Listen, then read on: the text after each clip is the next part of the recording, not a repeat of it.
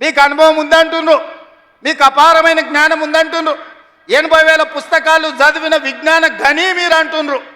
మీ అనుభవము మీ విజ్ఞానము తెలంగాణ ప్రజల కోసం ఉపయోగించరా అని నేను అడుగుతున్నా.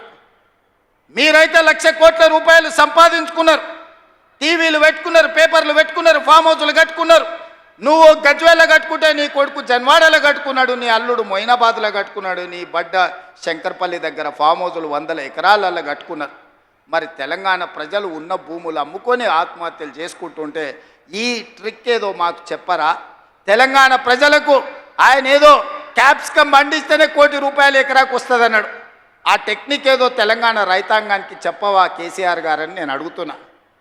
ఈరోజు తెలంగాణ రాష్ట్రం వచ్చిన తర్వాత చంద్రశేఖరరావు గారు వారి కుటుంబ సభ్యులు 1,00,000 కోట్ల రూపాయలు ఎట్లా సంపాదించుకుర్రు? తెలంగాణ రాష్ట్రం 4 కోట్ల ప్రజల నెత్తి మీద 8,29,000 కోట్ల రూపాయల అప్పెట్లొచ్చింది. మాకు అప్పులు ఎట్లా పెరిగినాయి పాపాల పుట్టలెక్క, మీ ఆస్తులు ఎట్లా పెరిగినాయి 1,00,000 కోట్లకని నేను ఈ వేదిక మీద నుంచి పెద్దలు చంద్రశేఖరరావు గారిని సవినయంగా అడుగుతున్నా.